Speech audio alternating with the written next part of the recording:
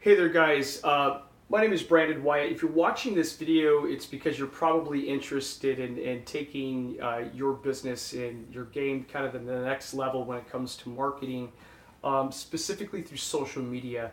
By now, most everybody has gotten the message and understands how important social media is and how powerful that is when it comes to getting your message out to everybody that you want to speak to.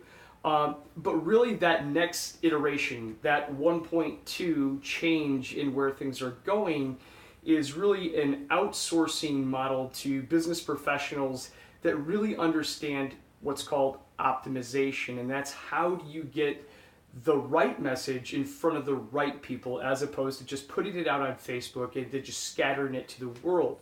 And there are some very specific ways in which you can engage your audience, and some of those ways are really, really simple, and I want to share with you a couple of those ideas here just briefly. One of the ways that we've really been able to reach out and captivate our audiences is by not doing what everybody else does. We typically live in a world where we're very interested in telling people about what we do 40 or 80 hours a week. But the truth of the matter is no one really cares. They just want the cheeseburger, and it's a number four with a Coke. They don't really care how it got put together. And so when it comes to understanding how to effectively speak to your audience, it's got to be about them. The other day I ran it was really a copy that I threw out for a massage therapist, and it was in regards to these Himalayan salt lamps. Now, there's been some controversy recently about Himalayan salt lamps. Are they real? Are they fake? And there's varying degrees of some of these in quality as well. So I threw out in this ad copy, do they work? And it really created a firestorm of information that was going back and forth. And so really not worrying about whether or not they're fake or whatever, but being a massage therapist, we're put into this client's put very much into that world of people that would be purchasing those like items.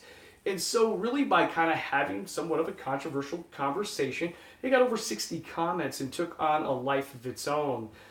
Really what's great about that is, and I used this example the other day in a meeting with a bunch of business professionals, talk about the thing that is somewhat the dirty secret or the questionable thing. And you'll get that interaction, and it will place you at the center of that conversation, and it will bring you above reproach, because what we know is we trust people that are transparent and honest.